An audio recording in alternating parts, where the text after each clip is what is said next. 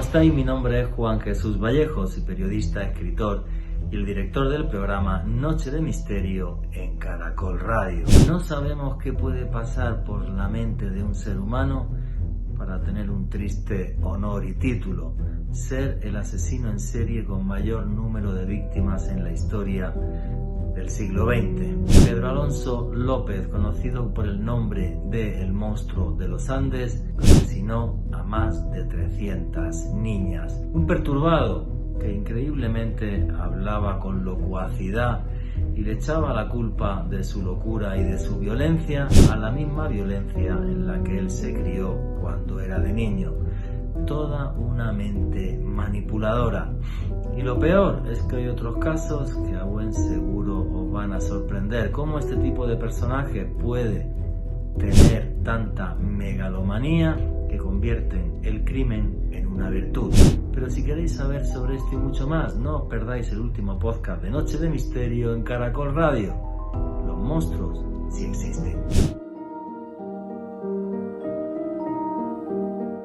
No sé por qué son un matrimonio inseparable: la miseria y la violencia. Y eso es lo que hace que Colombia, por desgracia, sea uno de los países con algunos de los asesinos en serie más importantes del siglo XX. Y me da mucha pena decir esto, pero es una realidad que es incuestionable. En este país al que amo, este país que es mi casa, este país que es el más bipolar del mundo, donde está la gente más amorosa y donde puede haber los criminales más terribles, repito, que es mi hogar y que amo un montón. Pero esta realidad es algo incuestionable y las cifras están ahí, como por ejemplo si hablamos del famoso Pedro Alonso López, conocido también como el Monstruo de los Andes, el asesino en serie con mayor número de víctimas de la historia. Es triste, es así, esa miseria que relega a la gente a un estado tan atroz donde se llega a perder la dignidad y donde se llega a perder el concepto de lo que es la vida. Un desprecio a la vida total y absoluto que por desgracia podemos ver en este tipo de personajes. No sé qué es lo que hay en la mente de un psicópata. He hecho muchos programas de estos. Otra vez, como siempre, tenemos a nuestro buen amigo, el psicólogo Edwin Olaya, por supuesto, en este programa, como cualquier programa en el que tratamos este tipo de casos. Pero sí tengo claro, esta tarde, echándole un vistazo al libro Los monstruos en Colombia sí existen, tiene ya 10 años, 10º aniversario de este libro con una edición actualizada, un libro maravilloso de nuestro amigo y hermano Esteban Cruz Niño, también muy conocido por la audiencia de este programa. Al echarle un vistazo esta tarde al libro y repasar un poco el perfil de los personajes que aparecen en él, es la conclusión a la que llego y se lo hago saber antes de las conclusiones finales del programa, porque creo que es una reflexión que tendríamos que tener todos en cuenta. Si tuviéramos una sociedad más digna, menos desigual, estoy convencido de que habría mucho menos criminales entre nosotros, personas que pierden la noción de la vida y de lo racional y que cometen crímenes atroces contra los que deberían de ser sus hermanos. Es algo que se repite, por desgracia, una y otra vez en el mundo, en nuestro planeta. No miramos nunca a los de al lado y luego en cambio nos quejamos cuando vemos en las noticias crímenes atroces. Buenas noches, noctámbulos. Mi nombre es Juan Jesús Vallejo. Los que queréis seguirme en redes sociales, mi Twitter es @JuanGVallejo. En Instagram y en Facebook, Juan Jesús Vallejo. Y esto es otro programa más de Noche de Misterio. Y aquí lo que hacemos es periodismo de misterio. Nosotros os ponemos los hechos encima de la mesa y vosotros decidís qué hay detrás y qué no. Y aquí somos una gran familia, la familia del misterio. Y por eso ya tenemos un numeral en Twitter para que todos pongáis vuestras opiniones y comentarios. ¿Qué opináis de esta introducción que os he dicho? Ese matrimonio inseparable entre miseria y violencia. Repito, el numeral es Enigma Caracol. Enigma Caracol. Ahí podéis poner vuestras preguntas y comentarios. Como sabéis, hago viajes de autor. Ya está toda la información en mis redes sociales sobre mis viajes a Egipto en septiembre y octubre. Estaré con varios grupos y varios recorridos. ¿Queréis conocer la magia del país del Nilo? Caminar a la sombra de las pirámides, de unos monumentos eternos y quedar fascinados por una magia que puede transformar vuestra vida. Pues toda la información, repito, en mis redes sociales, Twitter, Instagram y Facebook, en un post fijado. Ahí tenéis un número de WhatsApp al que escribir para todos los que queráis venir a Egipto a estos viajes de autor en septiembre y octubre de este año al país del Nilo, al país de los faraones. Y arrancamos ya sin más dilación. Alejandro Bernal, amigo, compañero, ¿cómo estás? Muy bien, Juanje, un saludo para ti, también para nuestros invitados de excepción de este programa, Esteban Cruz y Edwin Olaya, y desde luego un abrazo enorme para todas las personas que en este momento sintonizan el programa en directo, y desde luego también para todos los que consumen este contenido a través del podcast que publicamos en el canal de YouTube de Caracol Radio.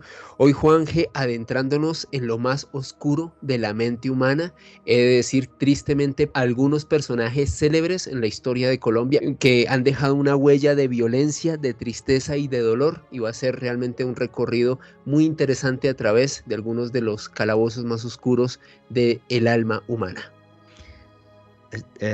Alejandro, tú que eres colombiano, ¿por qué esa cantidad de asesinos en serie tan absurda en este país? Pero es que además el libro de Esteban, sí, que ahora va a hablar, Los monstruos en Colombia sí existen, es el 10º aniversario con esta reedición, fue un bestseller mundial. En España lo veías en todos lados. Sí, o sea, sí, a la gente le provocaba un morbo tremendo y compraba el libro. Tú como colombiano, ¿qué opinas de esto? Bueno, Juanje, somos uno de los países más violentos del mundo desde hace muchísimo tiempo, y como yo siempre he hecho a nivel de reflexión sobre la historia de Colombia, Colombia no solamente fue un país signado por la violencia desde el periodo de colonia española, sino posteriormente, cuando nuestro país intentó organizarse como una nueva nación, siempre tuvimos muchos procesos, Juanje, de violencia de diversa índole, de violencia política, de violencia en las regiones. Tristemente, los ecos de toda esa violencia que hemos tenido durante siglos la seguimos viviendo hoy en día, y tristemente, he de decirlo, y aunque suene muy pesimista, los descendientes de nosotros los colombianos la seguiremos viviendo. Quién sabe hasta cuánto tiempo tendremos que esperar para intentar al menos detener un poco estas oleadas de violencia. Así que en este contexto, Juanje, he de decir algo que también creo que es bastante autocrítico y triste, y es que en un país donde la violencia ha estado tanto tiempo presente,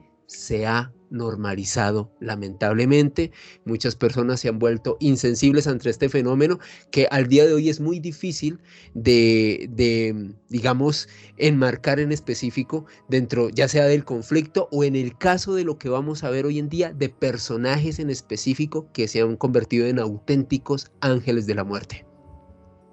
Pues sí, y es una pena que vivamos en uno de los países más violentos del mundo, y por desgracia la violencia se ha normalizado. Estoy totalmente de acuerdo contigo.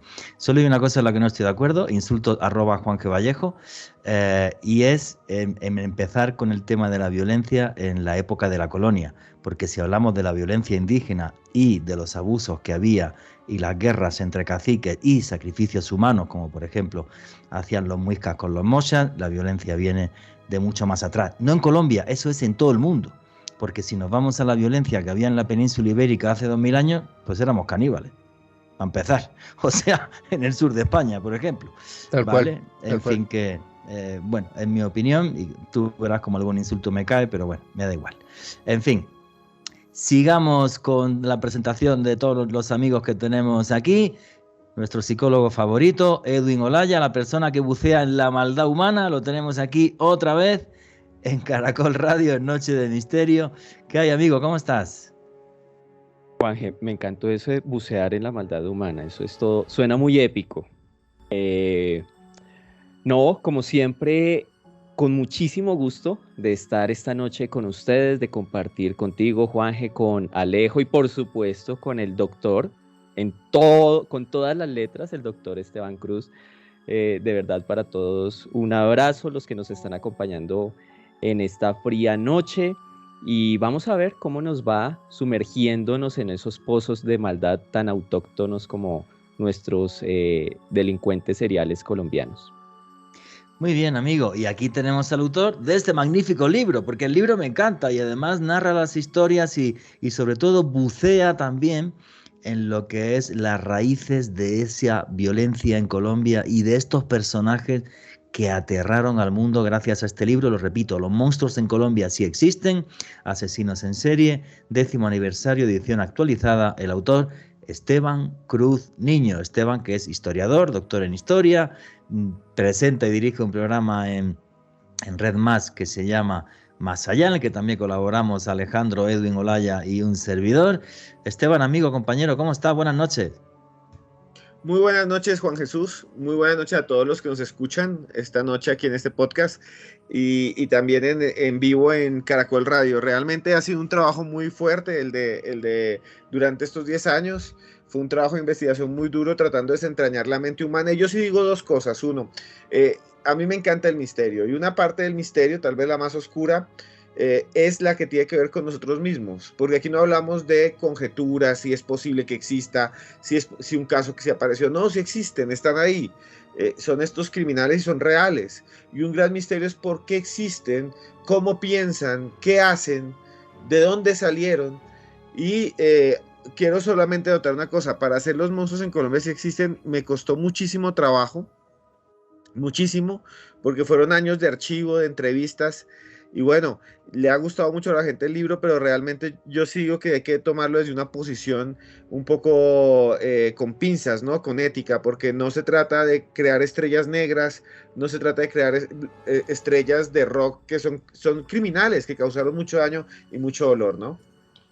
Y creo que es fundamental leer tu libro para entender precisamente las raíces de la violencia en este país, porque ninguno de los asesinos en serie que aparece en el libro vivía en estrato 6, iba en Toyota Prado y cenaba en un restaurante de lujo en la zona T. Ninguno de ellos, ¿verdad, Esteban? Sí, Juanje, lo que sucede es esto, es que, claro, tú dices, ¿puede haber personas de estrato 6 que sean asesinos en serie? Claro que pueden haber.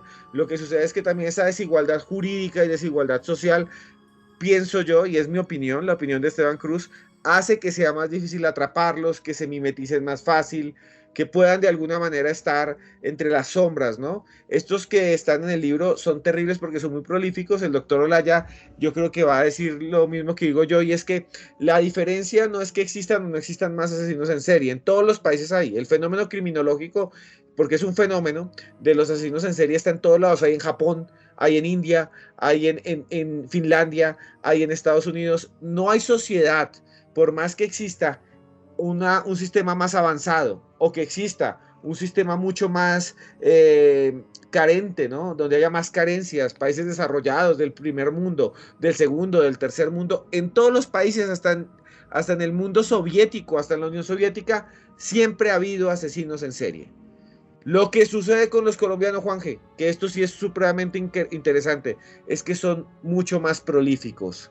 O sea, cuando tú ves el número de víctimas, que es un número doloroso, esto no es una carrera de quién tiene más y quién tiene menos, pero cuando ves el número de víctimas, por ejemplo, de los asesinos seriales famosos o conocidos en películas, en series de los Estados Unidos, como Jeffrey Dahmer, como John Wayne Gacy, como Ted Bundy, son 25, 30, 31 víctimas, y es mucho, no deberían haber víctimas, pero cuando ves el número de víctimas colombianos de los asesinos en serie, en teoría son más de 100 con Garavito, más de 100 con el monstruo de los Andes, más de 100 con Daniel Camargo Barbosa, y sus historias son increíbles. Esa sí es la diferencia, y creo que hay más víctimas, Juanje, también por la desigualdad social, porque en estos casos en Colombia las víctimas son personas vulnerables y el Estado no investiga mucho cuando son personas vulnerables o personas pobres, hay que decirlo así. Eso que has dicho creo que es la clave para entender esta historia. Cuando desaparecen personas vulnerables, nadie investiga, a nadie le interesa, a nadie le importa, no tienen familia y es como muy fácil desaparecerlos. Pero como estamos hablando de todo esto, sí me gustaría la opinión de Edwin Olaya, asesinos en serie de estrato 1 a estrato 6, y por qué sucede esto en Colombia, amigo. Pues bien, como lo dijo Esteban, el homicidio en serie es un fenómeno que atraviesa todos los países. No hay un país que realmente se logre evadir de cargar con este lastre. Adicional a ello, no es un fenómeno actual. Una cosa es que hoy en día, por series de televisión, libros, e incluso la propia investigación académica han hecho que este fenómeno sea más visible.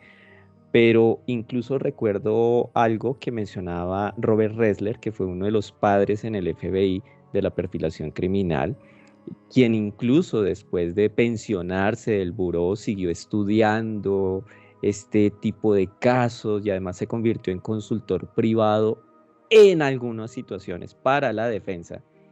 Eh, Sus investigaciones llevaron a la existencia de asesinos en serie más atrás incluso de la Edad Media. Entonces, no es un fenómeno reciente y yo lo que pienso con respecto ya a leerlo en nuestro contexto, es decir, Colombia, es que hay muchos factores. Yo ahí sí no sería tan determinista, mi estimado Juanje, a propósito de tu introducción en cuanto a mencionar la miseria. ¿Mm? La miseria es un factor, de hecho es de la criminología. Hoy en día uno procura alejarse de esas teorías deterministas, de si es pura biología, de si es pura sociedad, de si es pura economía.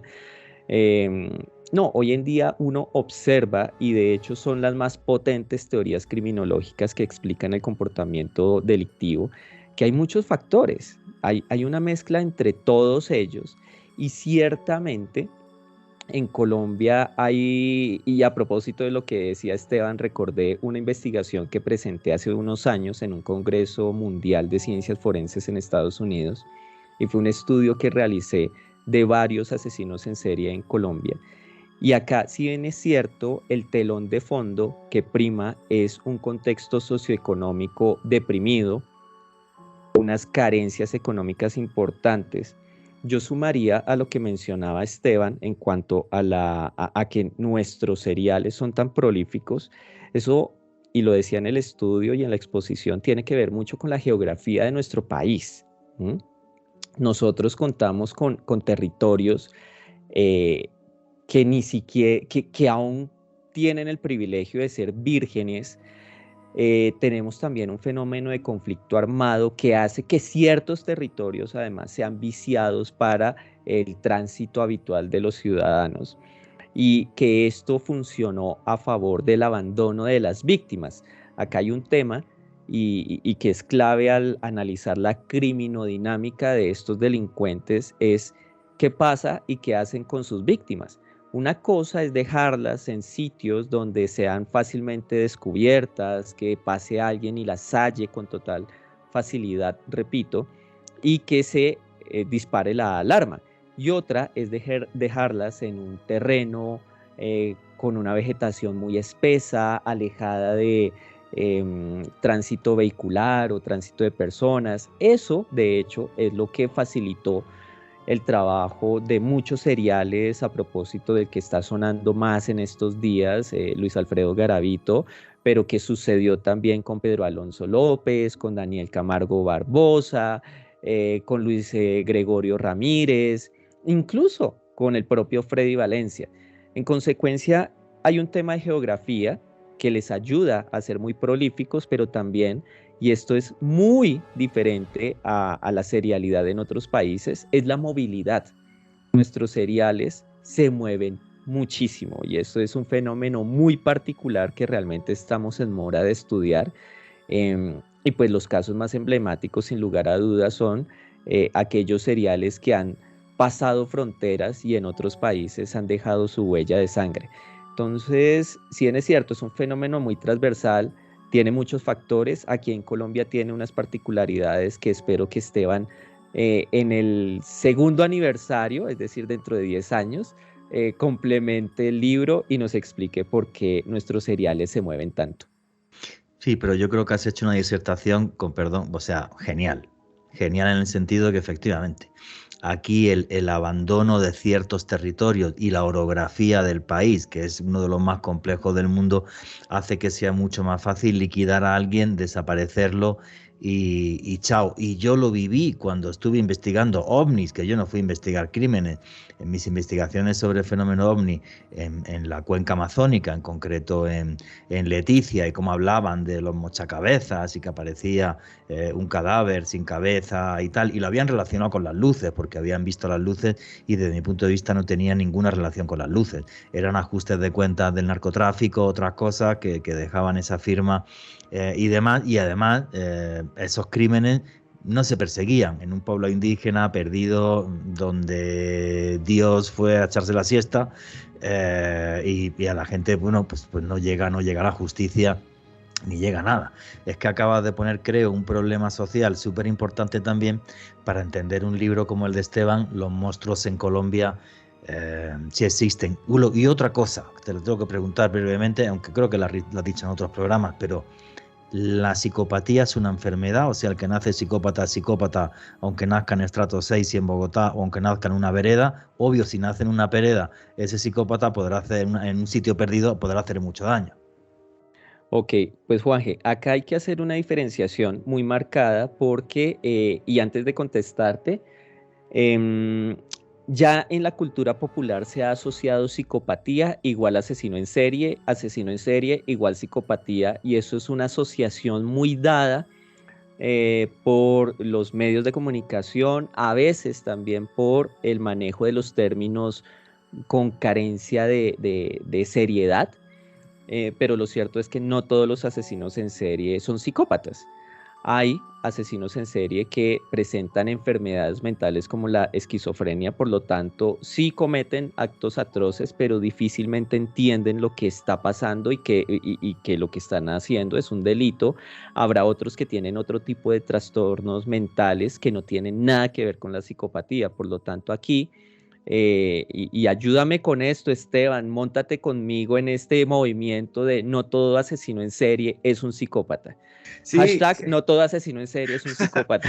no, es verdad, y yo lo digo en todas las charlas cuando me preguntan, y yo siempre digo, no todo asesino en serie es psicópata y no todo psicópata es asesino en serie. Es más, la psicopatía como tal, y los estudios que ha hecho, por ejemplo, Robert Hare, y los estudios que ha hecho los neurocientíficos contemporáneos, nos dicen que existe y que tiene un porcentaje que varía de acuerdo a la población, a los estudios. Por ejemplo, hay más psicópatas en los bancos, hay más psicópatas en Wall Street, hay más psicópatas entre los médicos, hay más psicópatas entre los políticos, hay más psicópatas. Es más, uno podría decir, si coge criminales, que hay una alta probabilidad de que muchos criminales, probabilidad que están en una cárcel sean psicópatas, pero no todos lo son. Es más, es mucho más probable que haya más políticos psicópatas que, por ejemplo, personas que uno creería que están presas por robos menores que sean psicópatas.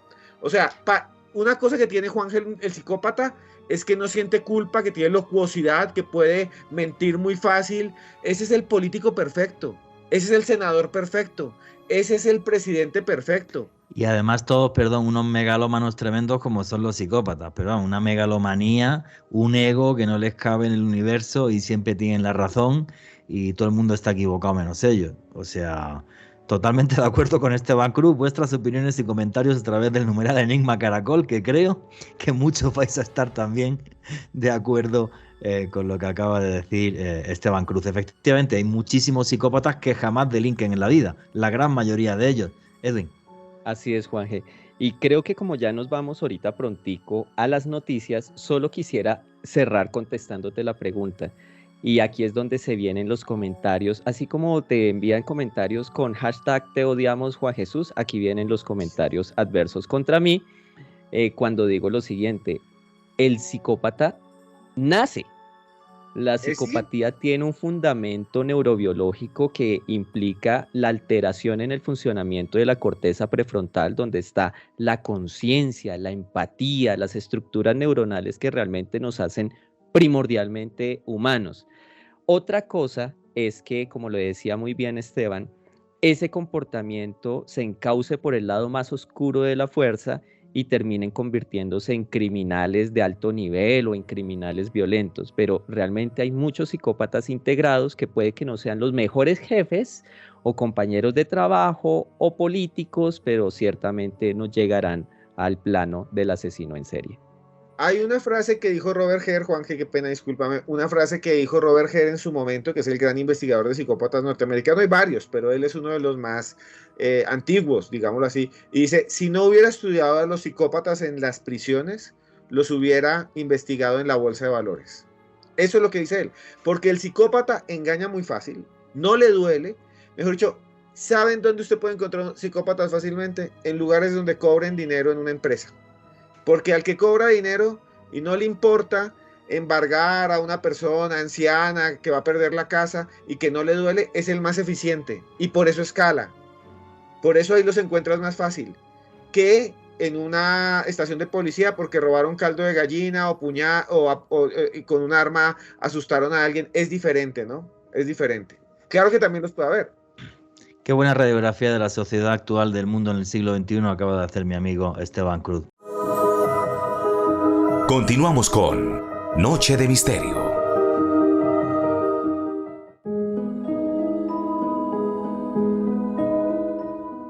Y aquí seguimos en Noche de Misterio, vuestras preguntas y comentarios a través del numeral Enigma Caracol. Hoy buceando en las partes más oscuras de la mente humana, a través de este libro, Los monstruos en Colombia sí existen, con las historias de algunos de los psicópatas más importantes de la historia, por desgracia, muchos de ellos aquí en Colombia. Esteban Cruz, ¿cómo decidiste los capítulos? ¿Fue una especie de ranking macabro por número de criminal, por número de víctimas, o fue por curiosidades en su vida, o por qué escogiste estos psicópatas y no otros? Cuando yo era niño, Juanje, recuerdo dos historias que quiero contarles para que entiendan más o menos por qué me interesé en esto. Recuerdo que cuando yo era niño estaba en Bucaramanga, mi familia es de Santander, una región de Colombia muy, muy, muy bonita, y me decían allí en Bucaramanga que había un vampiro que atacaba a los niños. Yo pensé que era una historia, me imaginaba un vampiro como Drácula, un Nosferatu, y resulta que decían que era el vampiro de la Rosita. Con el tiempo se descubrió que era un asesino en serie y es uno de los asesinos en serie más famosos de Santander. Y recuerdo mucho que decían también el vampiro Bliss número 120 y pico, porque ese era el número que colocaba sobre los cuerpos de los niños. Y a mí me asombró muchísimo cómo toda la ciudad le tenía miedo al vampiro. Y decían que por la noche se robaba a los niños, que lo veían como una sombra, que se metía en las casas y que luego desaparecía y que lo veían flotar. O sea, había un montón de leyendas increíbles que me llamaron la atención. Y luego, recuerdo, hablando con mi abuela, ella me contó una historia que yo repito siempre y que está en el libro, y es que mi abuelo, que llevaba recuas de mulas en las montañas de Colombia, más o menos en 1930, 40, cuando no había carreteras, entonces eran mulas y camine por las montañas, hacia arriba, entre barro, llevando bultos de café y los llevaba para Venezuela, desde una zona que se llamaba Boyacá, 7 días caminando. Entonces ellos se quedaban en posadas campesinas, casas campesinas le llamaban, y ahí había gente que les arrendaba habitaciones. Mi abuelo se quedó en una de esas casas y él dice, yo no lo conocí, decía mi abuela, que él se quedó a dormir y dejó afuera las mulas y que olía a metal y que olía a podrido y que olía a mortecino y que él sentía ese olor inmundo, pero él decía, no, esos son las velas, porque en ese tiempo prendían velas de cebo. No sé si Juan que las conoció en España. No, nunca las conocí. Aquí en Colombia, antes de la cena, eran velas de parafina, que son las que utilizamos ahora, que son de petróleo, eran velas hechas con grasa de animal muerto. Esas eran las velas que se usaban en Colombia. Velas de cebo, que era grasa de marrano, grasa de vaca, grasa de todo lo que se mueva y se comiera, cogían la grasa y hacían las velas. Y claro, eso huele a muerto. Entonces mi abuelo decía, no, esto es la pura vela aquí, esto es este olor tan inmundo, es que aquí tenían las velas prendidas. Y entonces me dice mi abuela que él alargó la mano y tocó en el piso como una melcocha, como algo baboso que se le pegó y se asustó y dijo, bueno, voy a prender mi propia esperma, mi propia vela. La prendió, iluminó el suelo y había coágulos de sangre y había regueros de sangre por todos lados. y se asustó mucho, abrió la ventana y salió corriendo y dice que dejó las mulas botadas y llegó a un pueblo, y cuando llegó al pueblo contó la historia y le dijeron, ay, ¿sabe qué? Es que en esa casa se desaparece la gente. Todo el que pasa por ahí se queda a dormir, se desaparece, lo matan. Y ahí me quedó la idea de cómo existen personas así en el mundo, cómo hay Wow, gente así. qué historia tan fuerte y tan espectacular. Yo creo que nos has puesto los pelos de punta absolutamente todo. Oye, yo creo que es normal, ¿vale? Que arranquemos con un personaje que es, y ahora que nos lo corrobore Edwin, juraría que es el asesino en serie con más número de víctimas del mundo, que es el señor Pedro Alonso López, el monstruo de los Andes. Un tipo además que fue por diferentes países, Colombia, Perú, Ecuador, y que se fue zafando de la justicia y que era todo un megalómano además. ¿Cómo es la historia de este señor, Esteban Cruz? Bueno, Pedro Alonso López es un personaje que nació el 8 de octubre de 1948. Se cree que nació en un pueblo que se llama Santa Isabel Tolima, afuera, entre el campo. Tuvo una mamá y un papá que soportaron la violencia y al papá se lo mataron en plena violencia. Era una época en que en Colombia cogían a la gente y le hacían que el corte de corbata, muy conocido en el mundo porque cortaban el cuello y sacaban la lengua, o uno terrible que era el de franela, que le quitaban la cabeza y quedaba la gente como si tuviera una camiseta de carne, o les cortaban la cabeza, los brazos y las piernas, y se llamaba corte de florero porque metían en el hueco de la cabeza las piernas, los brazos y todo, y quedaba como un florero, y se los ponían a veces encima de las mesas o encima o a la entrada de las casas. Era una época muy violenta. Al papá de Pedro Alonso lo mataron así, y la mamá, que se llamaba Benilda López de Castañeda, se fue a vivir a un pueblito que se llama Espinal. Y en ese pueblo que se llama Espinal, ahí creció él. Cuando era niño hay un montón de mitos y leyendas que dicen que cuando era niño intentó violar a la hermana, que cuando era niño, pero eso no está confirmado, es una leyenda casi de internet. Lo que sí sé, porque se ha entrevistado a los hermanos y a los medio hermanos, es que Pedro Alonso de pequeño sí tenía unas actitudes muy, muy violentas y la mamá lo castigaba de forma muy fuerte. Como en Colombia en ese tiempo, le daba palazos, lo amarraba a un árbol, le prendía fuego en los pies. O sea, es triste lo que voy a decir, pero en Colombia el rejo todavía se aplicaba y todavía se aplica, hay mucho maltrato a los niños, y en ese tiempo pues era peor, porque a todo el mundo le daban jugueteras y eso. Entonces Pedro Alonso se escapa de la casa, como se escaparon muchos colombianos, valga decir, se escapa de la casa y se viene caminando a Bogotá.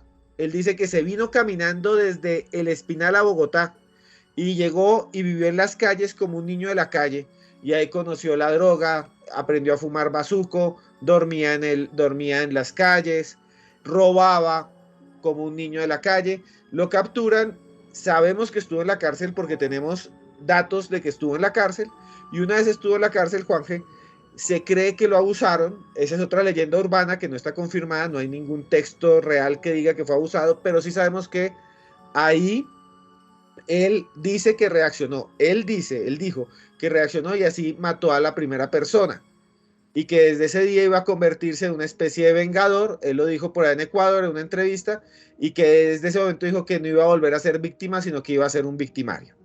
Eso es lo que dice él, no se sabe si eso es real. O sea, no tenemos todavía los documentos, yo he tratado de encontrarlos en los archivos judiciales y realmente no los he encontrado, y él sale de la cárcel y ahí empieza su carrera delictiva porque empieza a irse caminando y va de pueblo en pueblo, tiene una itinerancia muy grande.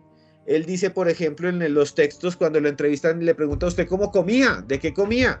Entonces él dice, no, yo iba por el camino y veía una gallina, mataba a la gallina y la vendía, y con eso compraba comida. Robaba todo el camino, decía que pasaba por una tienda y si la gente dejaba fuera naranjas, cogía 2 naranjas y se iba. O sea, y trabajaba también itinerantemente en los pueblos.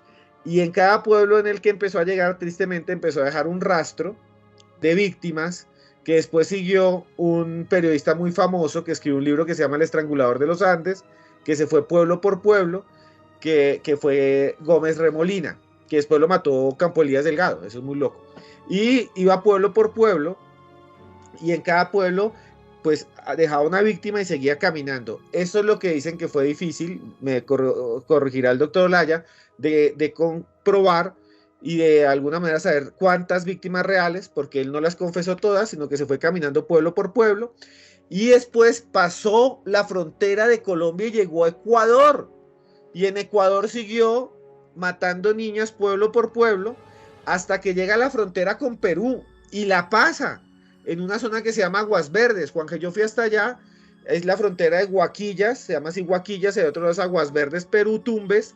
Y la diferencia con Perú, y esto sí tiene que ver con la geografía, y tiene razón el doctor Olaya, cuando uno pasa Perú se vuelve todo un desierto, no crece un pasto, y los pueblos quedan casi a 80, 100 kilómetros uno del otro, porque quedan como entre valles de ríos que bajan de la sierra, y es un desierto donde no crece nada, donde no hay nada. Entonces Pedro Alonso López no pudo seguir y se devolvió a Ecuador, donde sí hay, como en Colombia, un pueblo cada 20 kilómetros, cada 40, hasta que llega a la ciudad de Ambato. Como habían tantas víctimas en Ecuador, todos estaban pensando que había una secta de asesinos serial, una secta de satánicos, decían todos. El presidente Cordero, López Cordero, creo que se llamaba el apellido, estaba completamente desesperado. Decían que había un barco en el mar a donde se habían llevado las niñas y allá las violaban unos extranjeros. Eso decían, algo como el adenocromo. Toda una leyenda urbana se montó en torno a las víctimas porque no sabían quién era el asesino. Claro, porque habían desaparecido en menos de 12 meses, algo así como 50 niñas en todo Ecuador. Entonces decían que estaban vendiendo órganos humanos y la policía estaba buscando en Ecuador gente que vendiera órganos humanos. Decían, y yo encontré los apuntes de prensa de gente que decía, yo he visto a unos hombres blancos, como pleyadianos o algo así, blancos, de ojos azules, que se roban las niñas y se las llevan en una lancha en Esmeraldas porque tiene un barco donde tienen un burdel internacional a donde van los gringos ricos a violarlas. O sea, ese era un mito que empezó a tejerse. Y al final lo capturan, no la policía, no lo captura un agente de seguridad, lo capturan las señoras que hacen comida en la plaza de mercado de Ambato, que hacen empanadas, que hacen sopa. Wow. Porque allá llegó Pedro Alonso y convenció a una niña y ya se le iba llevando y todas las señoras lo capturaron y lo iban a linchar y la policía de Ambato lo llevó preso y ya lo iban a soltar cuando un capitán que aparentemente y un sacerdote, dos personajes que estuvieron allá, yo alcancé a tener los registros, los audios, le dicen, hombre, usted tiene algo que ver con esto, usted por qué se iba a llevar a esta niña. Entonces él se quedó callado, no decía nada, hasta que le dijeron, le damos pollo y usted nos cuenta. Le damos un pollito asado y usted nos cuenta. Y lo tenían aguantando 2 días hambre. Entonces le llevaron el pollo. Y cuando el tipo dijo, sí, pollo y gaseosa. Y cuando empezó a comer dijo, sí, tengo otras 3. Y todos dijeron, no, esto es mentira, llévenos. Y lo llevaron a un puente muy famoso, que es el puente de Ambato. Es un puente muy grande. Y abajo del puente tristemente encontraron 2 cuerpos. Y ahí fue que empezó a conocerse ya como el monstruo de los Andes, porque la policía tuvo una muy buena gestión, pienso, para la época, que fue tratar de darle cosas para que fuera confesando, y fueron sacando cuerpos por varias partes. La noticia se regó y desde entonces lo conocemos como el monstruo de los Andes. Edwin Olaya, vaya pedazo de historia tan bien narrada, como siempre, obvio que es un genio de la narración, por Esteban Cruz. Qué personaje, o sea, por un lado yo lo veo, o sea, un auténtico superviviente, familia desestructurada, palizas de niño, se tiene que escapar para que los mismos padres no acaben con él, y en la calle va aprendiendo cómo se roba, cómo se estafa, cómo se hace cualquier cosa, y se va creando toda una personalidad criminal brutal, porque claro, es que hay gente que piensa que el monstruo de los Andes tiene más de 200 víctimas mortales. Sería el asesino en serie con más número de víctimas del mundo. Edwin Olaya, amigo. Bueno, vamos por partes. Lo primero, para los que quedaron interesados en la historia del vampiro, se llama Pedro Calderón y mató a 2 niños. Y sí, es una historia bien interesante y es un ejemplo muy bueno, por ejemplo, de que no todos los asesinos en serie son psicópatas. Pedro Calderón tenía una enfermedad mental y por eso era que mataba a los niños. Cerrando ese punto, Juanje, yo creo que hay que abrir otro hashtag. Esteban saca el audiolibro, algo así por el estilo, porque efectivamente la forma en que narra Esteban esta historia es maravillosa y yo creo que sería un buen complemento el audiolibro de su libro. Es una cosa loquísima. Ahora bien, sí, sí, Pedro Alonso López es todo un personaje en la historia criminológica de Colombia, es casi, ustedes lo han dicho, una leyenda, principalmente por el número de sus víctimas, porque realmente que le haya quitado la vida a niños, pues el único no sería, infortunadamente. El único que cruza fronteras, tampoco. El único que utiliza la estrangulación para quitar la vida, pues menos. Es decir, su número es lo que lo hace reconocido.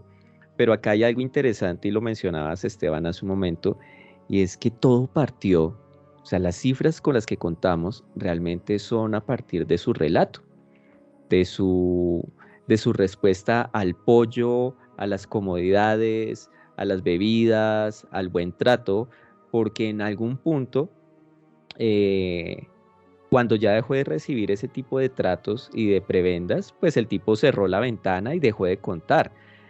Todo lo demás son estimaciones, son aproximaciones a una cantidad y como lo explica muy bien Esteban en su libro, hay algunos delincuentes, no únicamente asesinos en serie, sino también violadores, incluso estafadores, que en aras de mostrarse más grandes, en aras de expresar su narcisismo patológico, llegan a exagerar la cantidad de víctimas que tuvieron. De hecho, Garavito en algún momento empezó por esa tendencia hasta que le hicieron el pare como de, a ver, vamos a ponernos serios. Pero independientemente de que hayan sido 100, de que hayan sido 200, 300, no le quita que sí fue uno de los personajes que más tragedia sembró en estos tres países y de hecho casi que empezó a marcar la pauta de lo que haría uno que Esteban también analiza de manera maravillosa y que para mí es el más fascinante de los asesinos en serie colombianos, que fue Daniel Camargo Barbosa. Es todo un personaje impresionante. Pero sí, Pedro Alonso López quedó impreso en la cultura colombiana como uno de los más, y mundial casi, como uno de los más grandes asesinos en serie, pese a que no está confirmado. Tenemos un audio que nos ha conseguido Esteban, un audio antiguo de una televisión ecuatoriana, donde habla Pedro Alonso López, el monstruo de los Andes. ¿Pones el audio número 1, por favor, Alejandro? Sí me quejo es por mi porvenir, porque mi porvenir, característicamente mi porvenir ha sido un porvenir desequilibrado, un ser quizás olvidado de la sociedad, ¿no? Un ser que casualmente no estaba en contacto con ciertas sociedades, porque yo me he mostrado una persona con ciertas influencias y casualmente, en pocas palabras, el silencio es sabiduría, ¿no? Y más que cuando el hombre no tiene un espíritu, digamos, evolucionado como para ponerse en contacto, para buscar un porvenir, quizás como para salir del bajo mundo en el que se haya uno revuelto, ¿me comprende? Yo soy la revelación de los seres humanos porque todavía no he procreado una semilla. No hay amor. Bueno, señores, yo oigo esto y me quedo en shock, porque yo imaginaba la voz y hablar el monstruo de los Andes prácticamente como si fuera un demente, un tontorrón, alguien sin educación y sin cultura, pero el tipo tiene una verborrea, una locuacidad, aunque lo que diga es incoherente.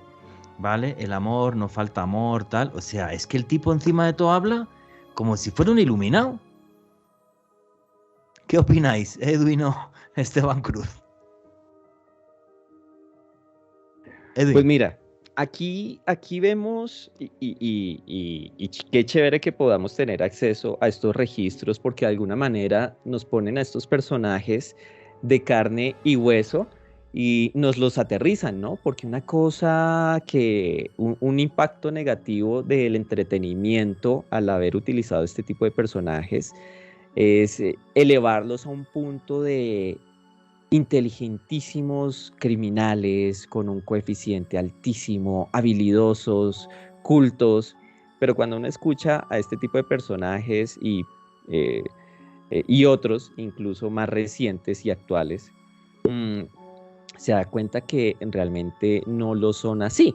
Son personas que, pese a lo que tú dices, Juanje, de locuacidad, realmente si uno analiza el discurso, uno encuentra un pensamiento totalmente desorganizado, uno encuentra una falta de hilación con las ideas, de correlación entre ellas, brincos muy abruptos entre uno y otro, y eso realmente sería indicativo más, y aquí obviamente voy a hacer lo que no se debería hacer, pero aquí ya por ese lado yo estaría descartando la psicopatía y estaría pensando más en un trastorno esquizoide que es incluso muy marcado en aquellas personas como lo vemos aquí en este discurso, con una orientación en su pensamiento a cosas supraterrenales, ya una especie de ideación o delirio casi que místico, porque Esteban, recuérdanos porfa, porque difícilmente voy a alcanzar tu nivel,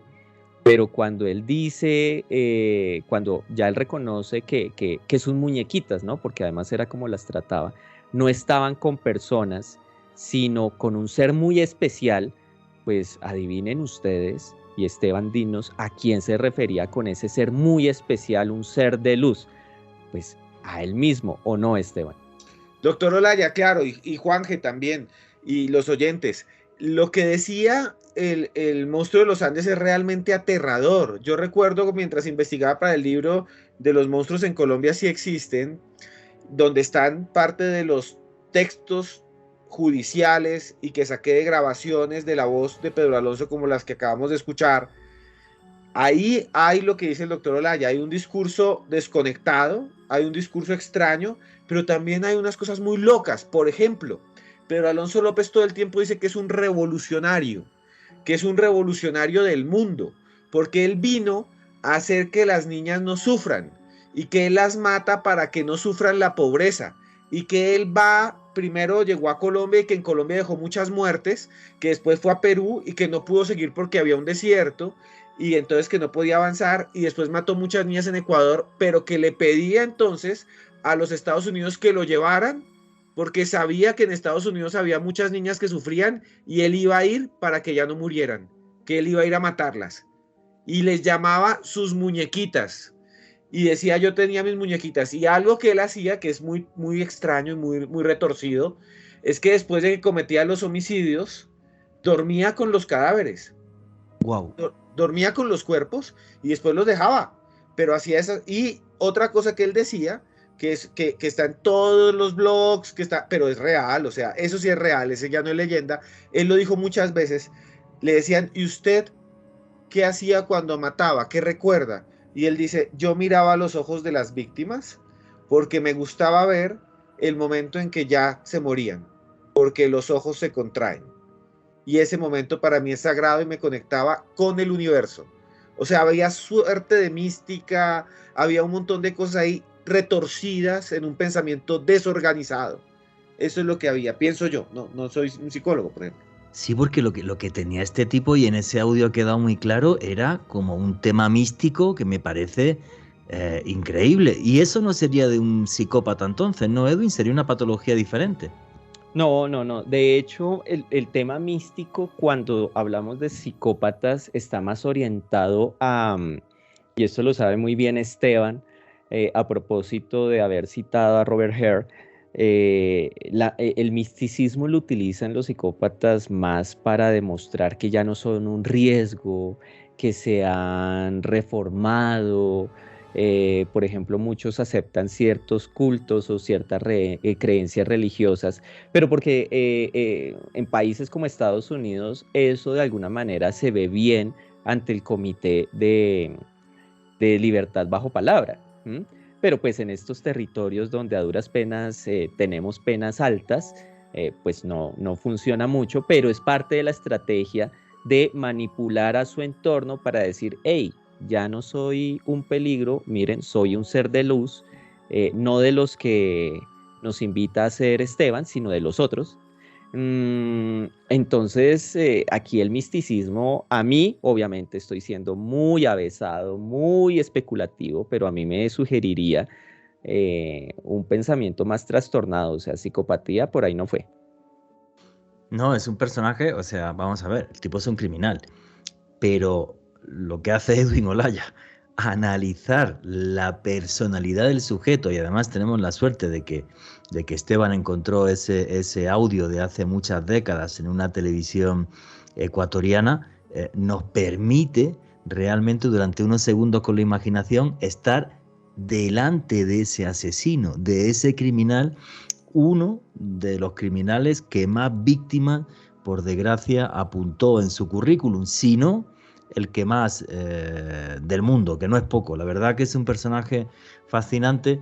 Qué pena todas las barbaridades absolutas que hizo. Noche de Misterio, Caracol Radio.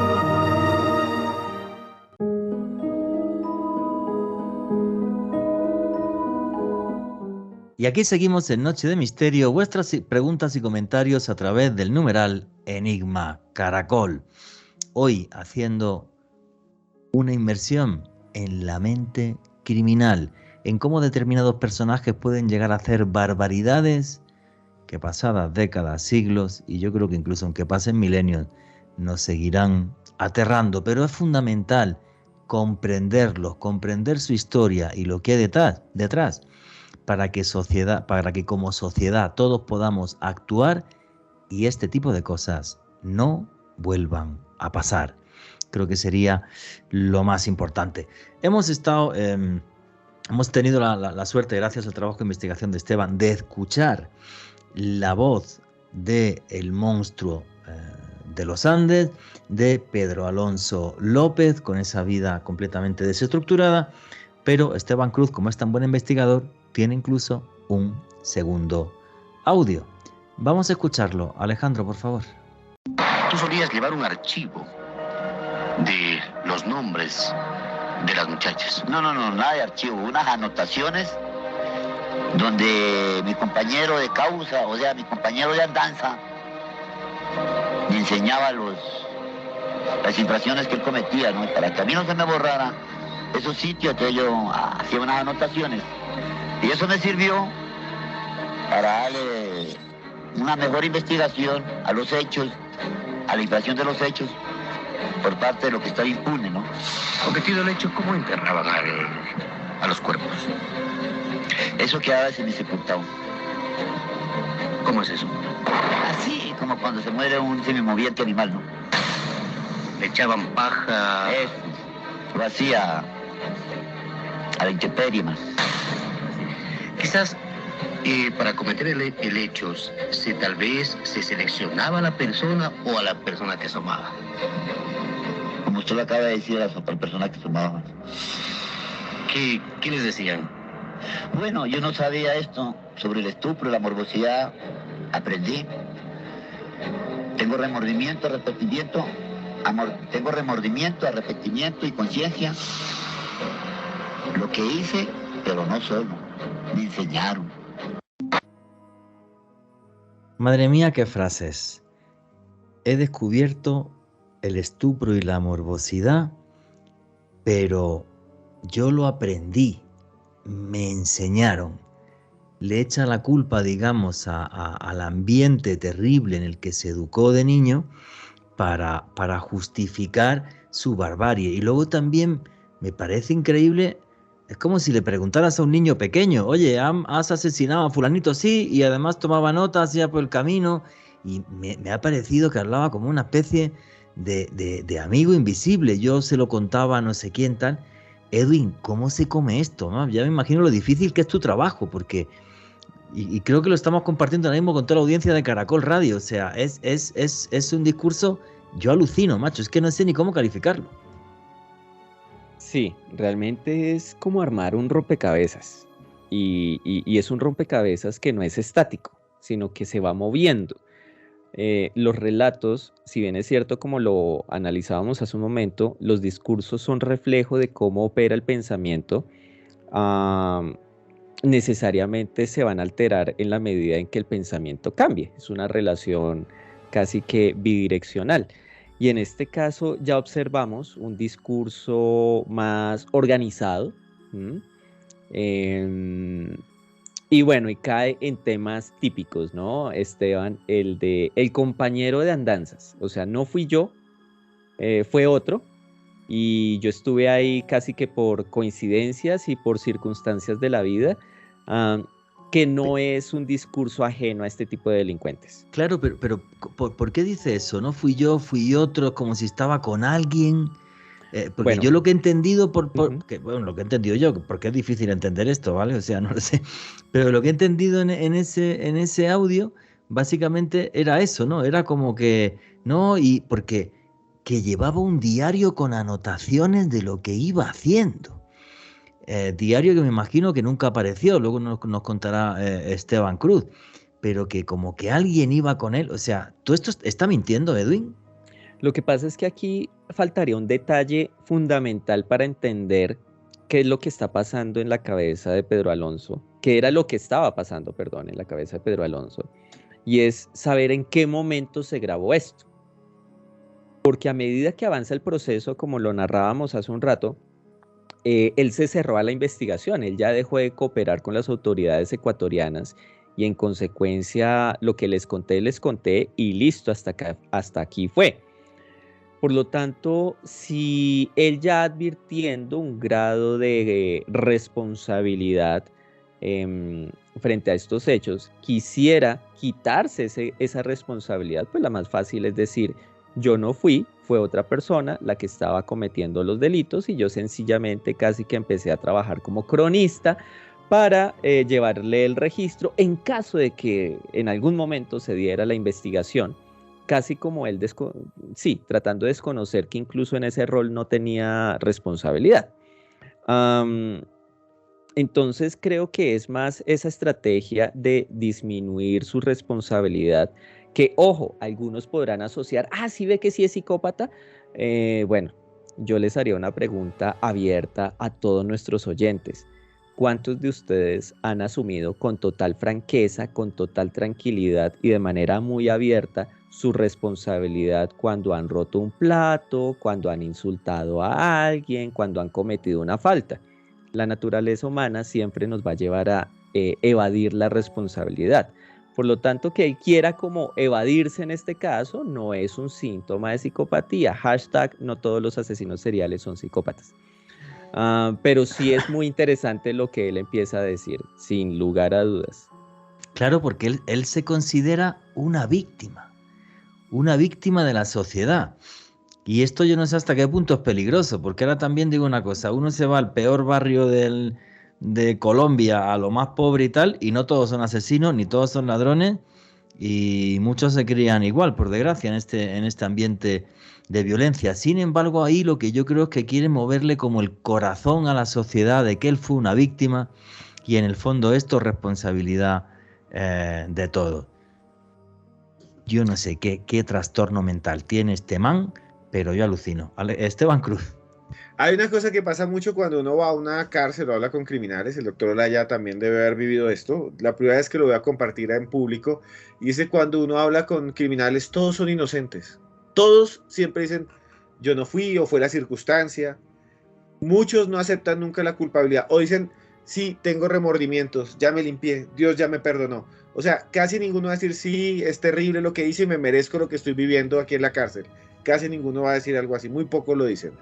Ahora, Pedro Alonso López, que esto es impresionante, lo que acabamos de escuchar, él decía en algún momento, bien lo dijo el doctor Olaya, cuando dejó de colaborar porque se dio cuenta que lo iban a condenar, entonces empezó a decir, yo no fui, fue otra persona, yo era un ayudante. Yo descubrí que el nombre de la persona que él acusaba de que era su ayudante era su mejor amigo de infancia, que ya estaba muerto. No. Y que era un carnicero. Cuando era niño, Pedro Alonso López le encantaba ir a el lugar en donde mataban las reses, al matadero, a la pesa de Espinal, y se escapaba del colegio para ver cómo su amigo el carnicero mataba el ganado y degollaba los chivos y le encantaba ver cómo mataba a los animales. Después en Ecuador va a decir, yo no fui, El que los mató fue, pongámosle un nombre, Gustavo, y ese Gustavo ya estaba muerto. Entonces es muy loco todo el asunto. Y otra cosa que muestra algo muy extraño de Pedro Alonso López es que él siempre se identificó con un número de cédula, y todos los juicios en Ecuador, número de identificación personal, y en Colombia están bajo ese número, pero ese número es falso. Ese también era un número de un señor que él conocía. Solamente hasta el año 2000, algo, que él fue, una vez liberado, le dieron un número de cédula porque antes estaba usurpando una identidad de otra persona muerta. Era loco, pero no era tonto. O sea, porque tenía hasta un número de cédula que él decía que ni siquiera era suyo, por si pasaba cualquier cosa, que la culpa la tuviera otro. O sea, es un delirio que me parece tremendo. Bueno, vamos a ver. Este señor está en Ecuador, y lo que yo alucino con esta historia es que después de unos años lo sueltan. Fue así, no se escapó de la cárcel en plan Spiderman ni nada de esto, sino que la justicia ecuatoriana a este criminal, que yo creo que no sé si tendría algún remedio psicológico o tal para que dejara de delinquir, lo liberan y sale, y obvio se va de Ecuador, ¿no? Se va del país. ¿Cómo fue esa historia, Esteban? Mira, lo desterraron. Claro, ¿qué pasó, Juan Jesús? Al monstruo de los Andes, a Pedro Alonso López lo condenaron a 16 años de cárcel, porque la justicia de Ecuador, la ley penal ecuatoriana es parecida a la colombiana, en la que no hay acumulación de penas. ¿Esto qué significa? Que me van a condenar por la pena más alta. Voy a pagar la pena más alta. Entonces, si yo me robo 3 carros, pues no voy a pagar la suma de cada carro que me robé, que me darían 15 años, sino voy a pagar, digamos, solo 6 años, ¿sí? Entonces, a los 16 años de estar preso, Pedro Alonso López fue liberado. Cuando lo liberaron, fue un escándalo en Ecuador, todo está grabado, fue la prensa, eso era increíble, cantidad de gente, las mamás de las víctimas fueron hasta allá y le tiraban piedras, lo tuvieron que meter protegido en un convoy, porque tenían detrás incluso carros y policías protegiéndolo porque lo querían matar, y lo llevaron hasta una ciudad que se llama Otavalo en el norte, y ahí un juez le dijo: usted no es ecuatoriano, usted es colombiano, y queda deportado. Lo llevan a la frontera de Colombia con Ecuador en 1994 a un puente que se llama el puente de Rumichaca. En ese momento el encargado de manejar los pasos fronterizos en Colombia era el DAS, el Departamento Administrativo de Seguridad. Le dicen a los agentes del DAS: les vamos a entregar a este señor que es un asesino en serie, les vamos a entregar al monstruo de los Andes. Los señores del DAS revisan, llaman a Bogotá y no tienen cómo capturarlo ni hacer nada porque en ese momento no tiene nada, o sea, queda libre. Y para que no se escape, esto es muy demente, hacen vaca. Entre todos los agentes del DAS sacan de su bolsillo y le pagan un hotel en el centro de Ipiales y lo vigilan todos los días, hasta que desde el Espinal lanzan una orden de captura y lo pueden coger preso. Y después, esto es lo más demente, Juan Jesús, en 1998 un juez lo dejó libre porque lo declaró curado, porque cuando fue a juicio no lo colocaron como si fuera un reo normal, sino lo declararon inimputable porque decían que tenía un trastorno psiquiátrico, y un juez en algún momento con un peritazgo dijo: queda libre, y desde ese día no sabemos dónde está. A ver, que esto es muy loco. Repasamos la historia. Entra en Colombia, los agentes del DAS le pagan hasta el hotel, luego va caminando por el país y deambulando. ¿Y por qué lo trinca otra vez aquí la policía? ¿Le imputan algún delito o algo? Sí, señor. Él lo imputan porque descubren, eso sí lo hacen muy bien, buscan casos y empiezan a preguntar y encuentran un caso del Espinal Tolima y logran sacar rápidamente la boleta para capturarlo. O sea, trabaja muy rápido en ese momento el sistema judicial, dan orden de captura, se lo llevan al Espinal. Ese día hubo casi una azonada en el Espinal. Yo encontré archivos de prensa donde todo el pueblo salió casi a matarlo y tuvieron que devolverlo a Bogotá para juzgarlo en Bogotá. porque el pueblo entero se revolucionó y lo trajeron aquí en Bogotá y estuvo recluido en el famoso anexo psiquiátrico de la Modelo, que ya está cerrado, que en su momento funcionó muchas veces, y ahí lo liberaron en 1998. Lo más fuerte, Juan Jesús, es que después la Interpol dijo esto es absurdo, y le volvieron a colocar boleta y tenía circular roja, o tiene todavía circular roja de Interpol desde el año 2002. Y esto es lo más demente, Juan Jesús. El 22 de septiembre de 1999, Pedro Alonso López, el monstruo de los Andes, vino a Bogotá, llegó a la registraduría de la Candelaria, del centro, y pidió una cédula nueva. Y le tomaron la foto. Y es la última foto que tenemos. No. Y después, esto es más demente. Nadie dijo nada, nadie lo capturó, nadie le hicieron el trámite, le tomaron la foto en digital.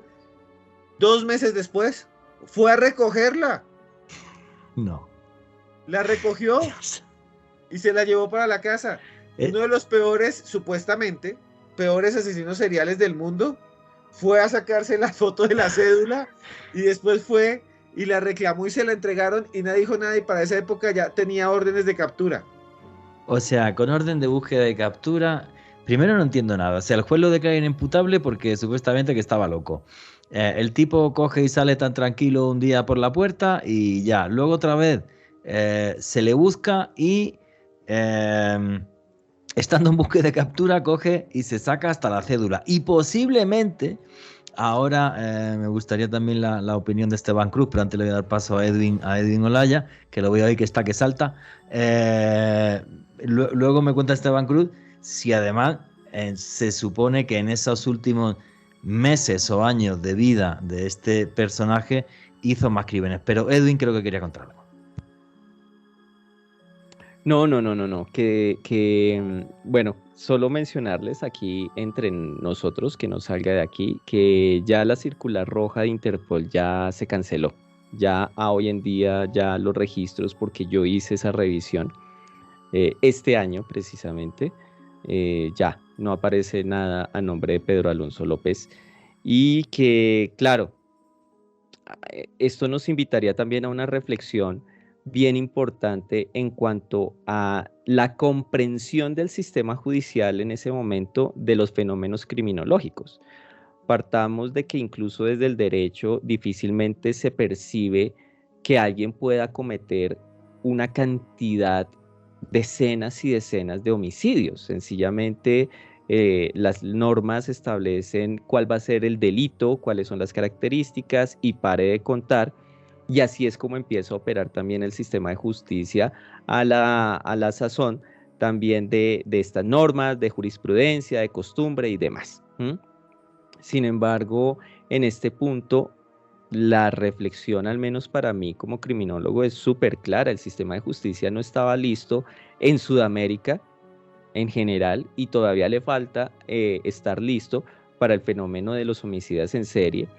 Que no voy a entrar en la discusión de si la respuesta es cadena perpetua o si es pena de muerte o qué, pero ciertamente no puede ser una medida igual a la que se le aplica a las otras personas y por otro lado, a las otras personas que cometen un delito, ¿no? Aclaro.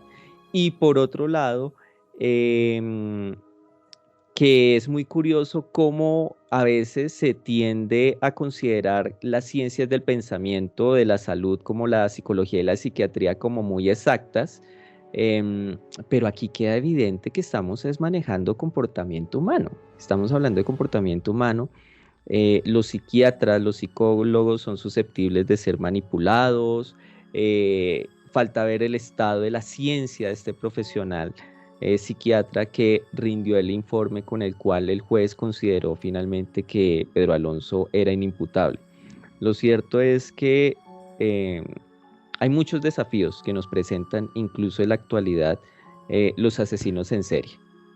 Pero creo que, fíjate, todo el mundo está pensando ahora mismo lo mismo que pienso yo. Por ejemplo, a mí que le pongan una pena a una persona de 16 años por asesinar varias niñas me parece una pena ridícula.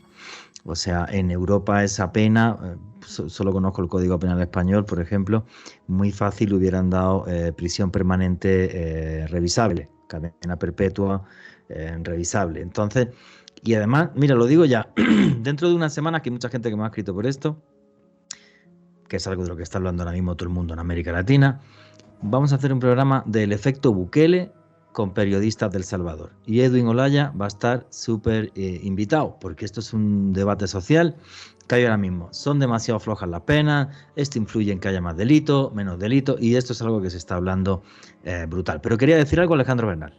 Juan, que hay algo muy interesante en este caso, y es que en el año 2012 ocurrió el homicidio de una menor de edad en Tunja, en la capital de Boyacá, de la niña Andrea Marcela García Buitrago, y en su momento las autoridades relacionaron este crimen con el primer asesinato que cometió Pedro Alonso de Flor Alba Sánchez. La verdad, pues hasta donde entiendo al día de hoy no hay claridad sobre si realmente este hombre pudo estar involucrado, le reitero, en este crimen ocurrido en el año 2012. Muy buen dato, amigo. Esteban Cruz, ¿se piensa que siguió asesinando después de salir de Bogotá?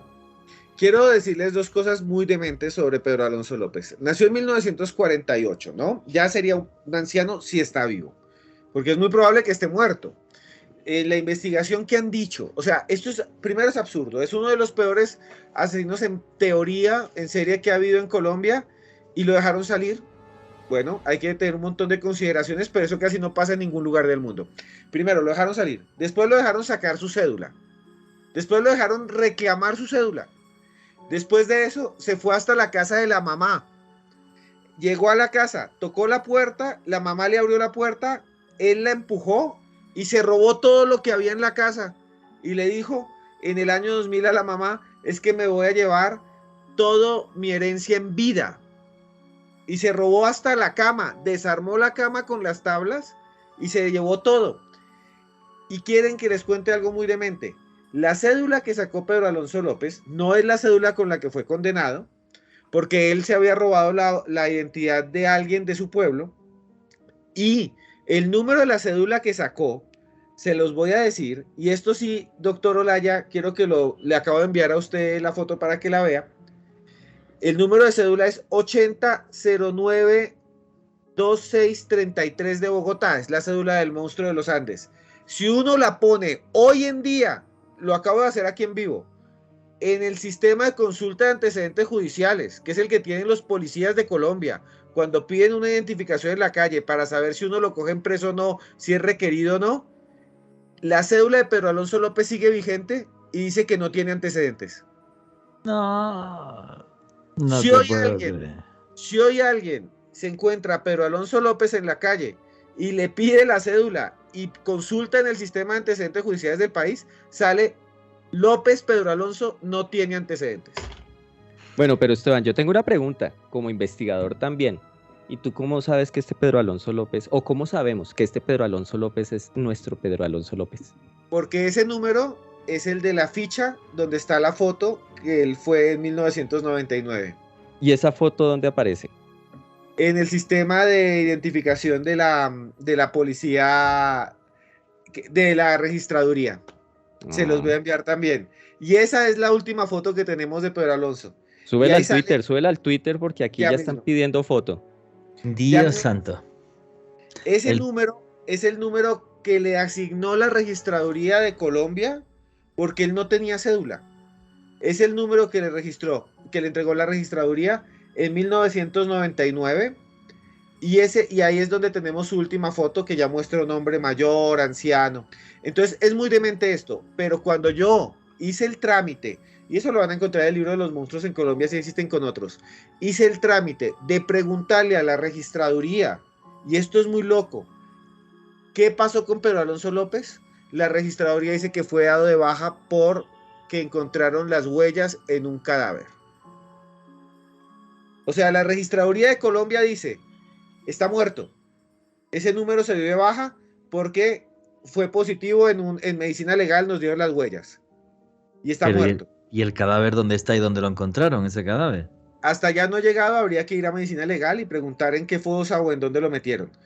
Pero, esto es muy loco. La registraduría lo da de baja, pero sigue activo para la Procuraduría, para la Policía y para la Contraloría. que son Y los para la otros DIAN. sistemas.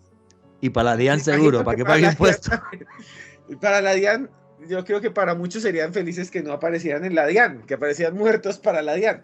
Pero Pedro Alonso, esto es muy demente, Pedro Alonso aparece como ya dado de baja, o sea que sus huellas las encontraron en un cadáver y se dio de baja, pero sigue registrado Pedro Alonso López en muchos sistemas y sale sin antecedentes.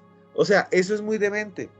Sí, eso para el sistema de justicia colombiano no es algo positivo. Yo tengo un buen amigo que se llama Esteban Cruz, que un día me dijo que es posible que lo asesinaran por la zona de la selva, porque hay gente que comentaba que llegó a la zona de Leticia o no me acuerdo qué parte de la selva colombiana y que aparecieron algunos crímenes y que es posible que alguien se tomara la justicia por la mano, pero nunca lo podremos saber. ¿Fue más o menos así, Esteban? Sí, lo que pasa es que lo que dicen de Pedro Alonso López es que él en algún momento, cuando se fue del Espinal, tomó rumbo a la zona sur del Huila hasta el Caquetá. Eso es lo que especulaban, ¿no? Porque decían que no se había devuelto a Bogotá, sino que se había ido como a esa zona y muchos especulan que ahí fue donde falleció. Pero también hay mil cosas, Juanje. Si tú buscas en YouTube, este es un enigma brutal. Si tú colocas en YouTube o en TikTok Pedro Alonso López, hay un montón de gente que crea un montón de mitos y leyendas que dicen, yo lo conocí, yo hablé con él, este es Pedro Alonso López, me lo acabo de encontrar. O sea, hay un montón de cosas. Continuamos con Noche de Misterio.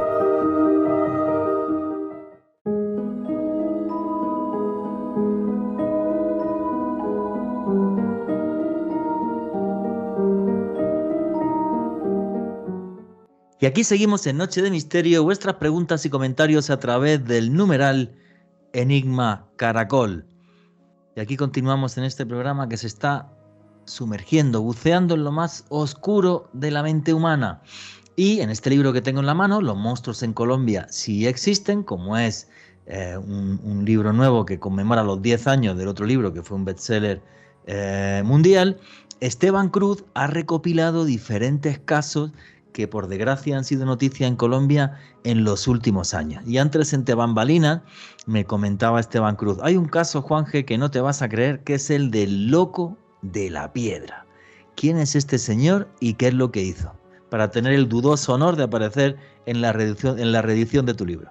Sí, los que vean el libro de Los monstruos en Colombia sí existen, van a encontrar no solo los casos clásicos, sino los que han surgido en los últimos años. Y Juanje, esto sucedió en plena pandemia. Mientras todos estábamos encerrados allí, los tapabocas, el pico y género extraño que hubo, todas esas cosas dementes que hubo durante el COVID, cuando la gente, por ejemplo, le echaba alcohol a la comida y todo. Durante todo ese tiempo, en el año 2021, durante el mes de abril 21, en la ciudad de Medellín, empezaron a aparecer en un barrio que se llama Sevilla, los cuerpos de habitantes de la calle con fracturas en el cráneo muertos. Apareció el primero el 15 de abril, el segundo apareció el 19 de abril, y así fueron apareciendo uno tras otro. Al comienzo la policía pensó que eran rencillas entre los habitantes de calle. Después pensó que era algo que mal llaman en Colombia limpieza social, que es que atacan a las personas de la calle y las asesinan. Y después, cuando se dio cuenta que todos eran con golpes en la cabeza, empezaron a mirar las cámaras, especialmente una cámara de seguridad que estaba ubicada cerca a un hospital, ahí en Medellín, uno de los más famosos, y en la grabación se ve cómo pasa un hombre, un joven, delgado, muy delgado, con el cabello largo, muy desordenado, que camina con una piedra en la mano y que va como cantando. Y entonces eso los impresionó a muchos, porque se ve como cantando con una piedra y después vuelve caminando normal sin la piedra. Esa piedra fue la que se usó para matar a una de las personas. Entonces la policía dijo, en este video tal vez estamos viendo al asesino, pero se ve muy tranquilo. Siguieron buscando y buscando y buscando y buscando hasta que el 24 de abril hubo también un ataque, asesinado a una tercera persona, y después apareció al lado del cementerio San Pedro en Medellín, que es un cementerio muy bonito, grande, donde hay un montón es un museo cementerio. En el borde, cerca de una panadería que se llama Bucaramanga, encontraron la policía a alguien lanzándole piedras a una persona. Entonces los habitantes de calle dijeron, mire, ahí está, ese es el que nos tira piedras, es el que está matando a la gente. Cuando los patrulleros llegaron, y yo tengo las grabaciones un poco, algunas las alcancé a conseguir, cuando los patrulleros llegaron le preguntaron, ¿usted por qué hace eso? Y él solamente se reía y respondía cosas como, ya les di para que llevaran. Incluso empezó a reírse y a decir cosas absurdas como perros, perros, perros, perras y así. Y después le preguntaron, oiga, ¿y usted por qué lo mató? Dijo, no, este no es uno, ya tengo otro muñeco aquí al lado.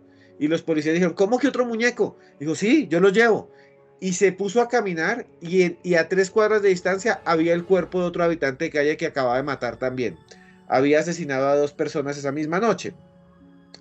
El hombre se identifica como Johaine Alexander Acuña. Él nació en el Baupés, en Mitú, y había llegado a Medellín como habitante de la calle. Consumía drogas y durante el juicio se declaró culpable y lo único que dijo es, cuando el juez le preguntó quién es su familia, dijo, no quiero saber de esa señora que es mi mamá. Eso fue lo único que dijo, que aparece ahí como respuesta. Ese caso, doctor Olaya, se parece a muchos otros ataques con piedras a habitantes de calle. Hay uno muy famoso en India, que es el famoso Stoneman de la India, que nunca fue capturado. Y hay otro también famoso que era el asesino del martillo de Las Vegas, que atacaba también a habitantes de calle con un martillo. El modus operandi es un poco parecido, aunque aquí las características son distintas. Un joven que le llaman el loco de la piedra porque también sabe qué hacía, Juanje, decían los testigos, o encontraban los cuerpos de los habitantes de calle con monedas encima. O probablemente algunas personas dicen que los había orinado después de que los mataba. Les tiraba monedas, se reía y se iba. Es algo muy, muy raro. Edwin, pregunta obligada, aparte del perfil de este señor, ¿el abuso de las drogas puede hacer que una patología se dispare al 1000 y este tipo de repente un día empieza a asesinar? Porque además el tipo era como, con perdón, entre comillas, muy inocentón, iba con la piedra en la mano un rato, luego después de haberse cargado a un tipo. O sea, es una cosa muy extraña, ¿no?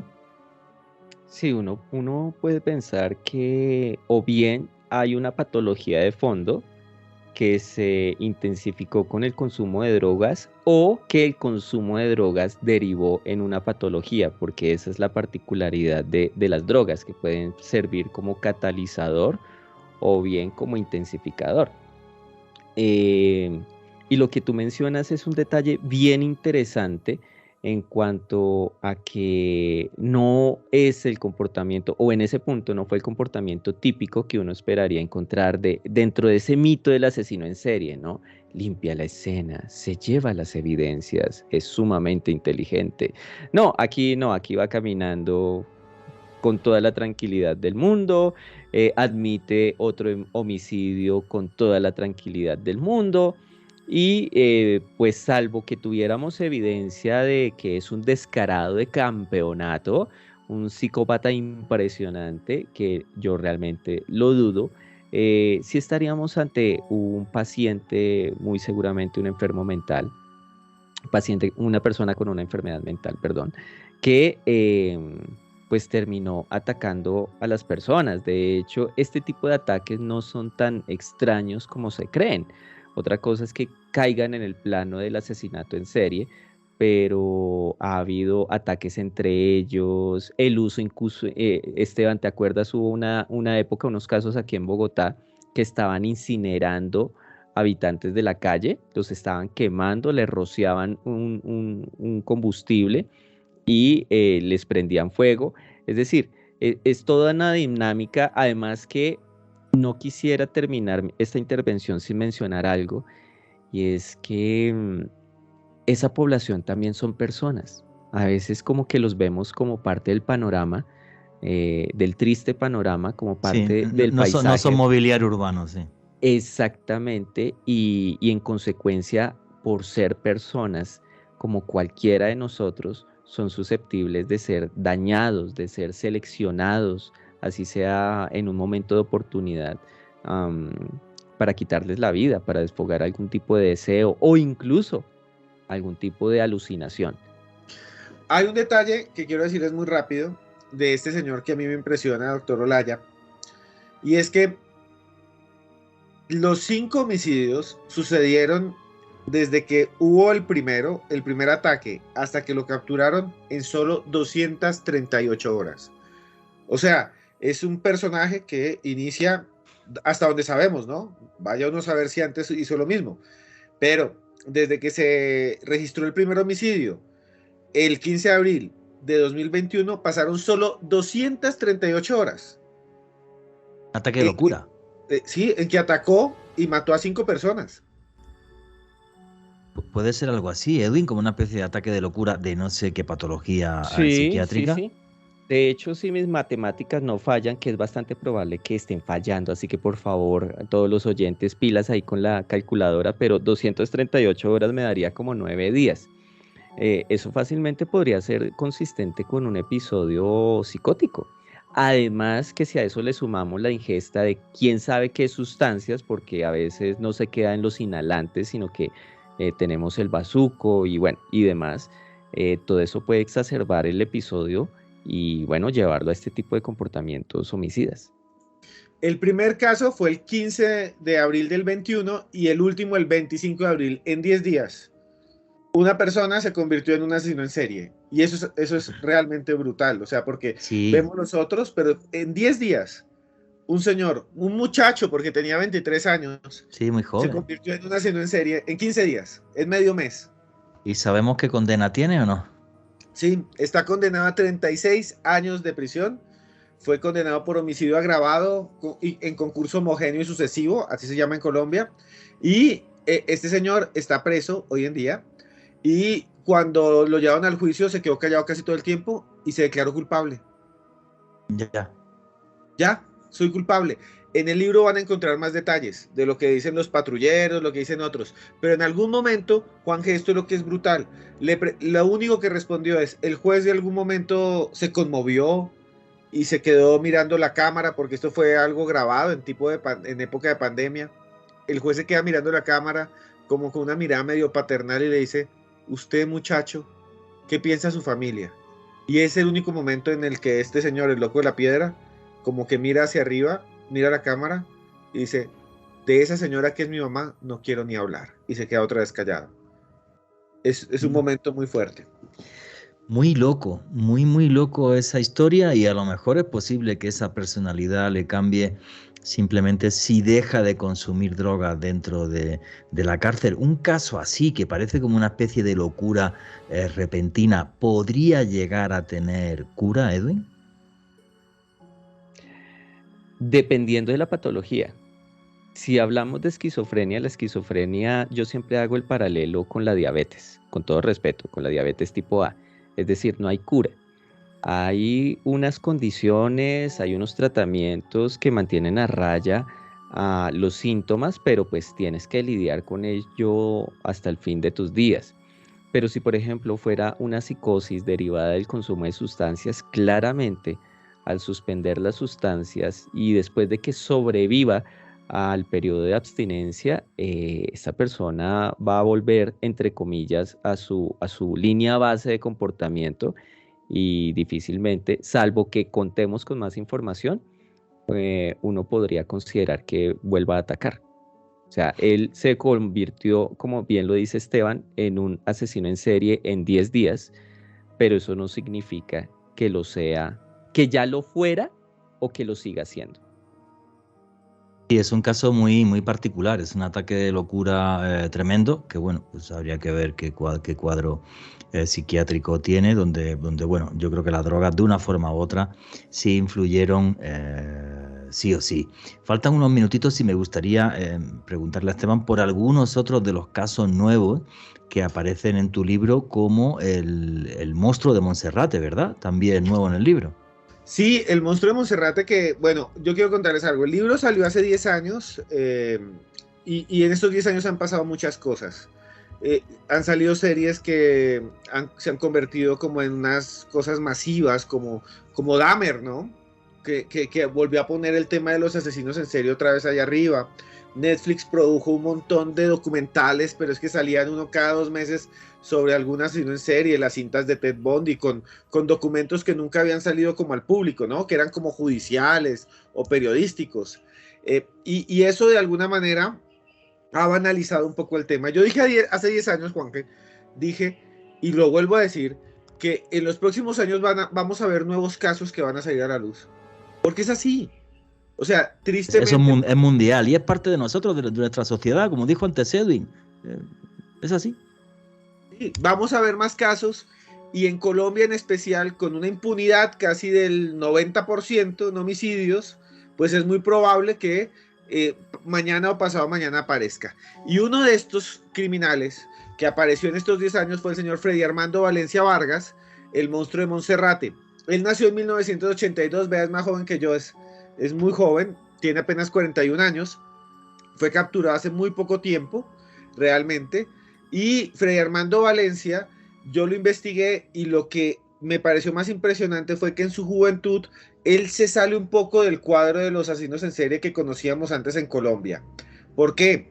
Porque antes veíamos gente desescolarizada como Garavito, que salían de los colegios como Pedro Alonso López, teníamos a Daniel Camargo Barbosa que se iba hasta Ecuador, pero este señor, según él mismo, llegó hasta la universidad y estudió ingeniería, según él, ¿no? Porque la universidad después dijo que no, la Universidad de Inca.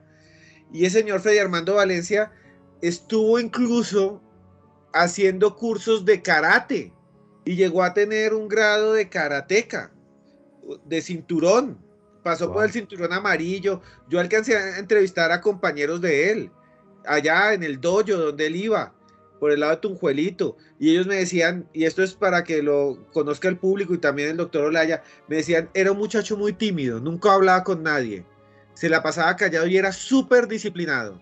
Era el tipo más disciplinado del mundo, me decían los compañeros de él. El tipo llegaba, hacía ejercicios y se ponía furioso cuando alguien, digamos, se vestía mal o hacía un chiste que él no le gustaba, o se ponía furioso cuando lo corregían. Cuando el sensei le decía así no se hace, él se ponía bravo, decían ellos, y a veces explotaba de furia.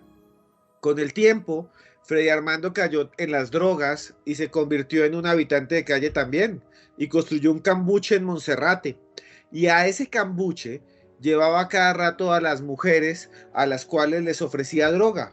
Los habitantes de calle en Bogotá, la mayoría son hombres. El porcentaje de mujeres es mucho más bajo. Algo así como entre 13 hombres, 14 hombres, hay una mujer apenas. Y él les decía a estas señoras, a estas muchachas, que los llevaba hasta la casa, que les iba a dar comida, que les iba a dar drogas. Según su propia confesión, él después les decía, bueno, ya comieron, ahora páguenme con sexo. Les decía, tienen que acostarse conmigo.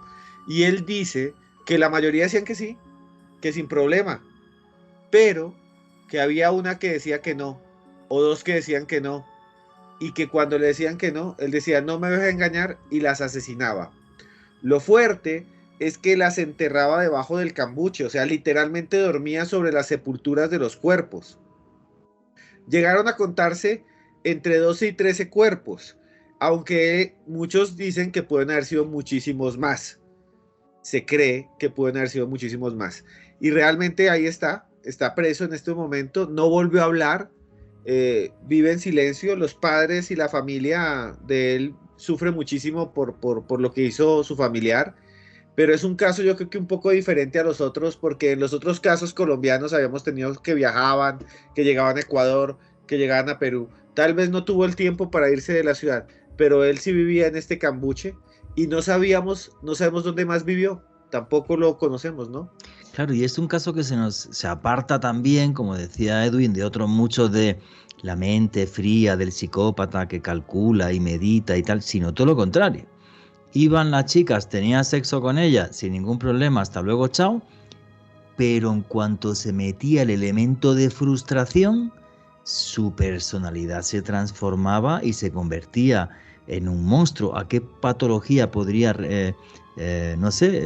representar o reflejar un comportamiento de este tipo? Luego, con cosas muy raras, ¿no? Como dormir encima de los cadáveres, que los metía. Bueno, a lo mejor eso lo hacía simplemente no por fetichismo, sino porque dijo, no, nadie va a excavar aquí debajo, como yo vivo encima, no tengo ni idea.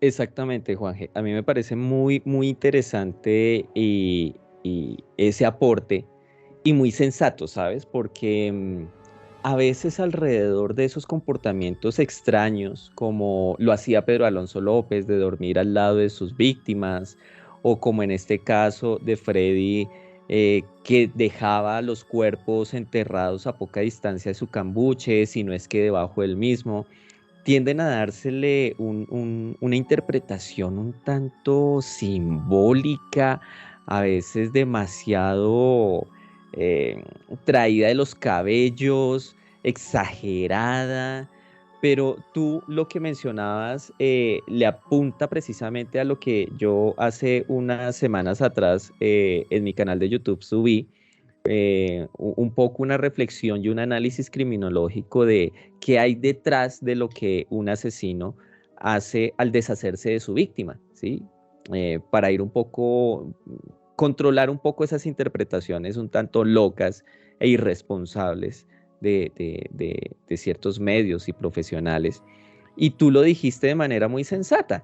O sea, ¿qué implicaba para él deshacerse de un cuerpo? Pues moverse, cargarlo, quién sabe para dónde, un gasto de energía tal vez innecesario porque él estaba en una zona con poco tránsito, es decir, lo dejó ahí porque era práctico. En su cabeza lo vio así. Entonces, esto para reflexionar un poco en torno a que realmente los asesinos en serie, por más que nos generen esa atracción por su aparente complejidad, son bastante básicos, realmente.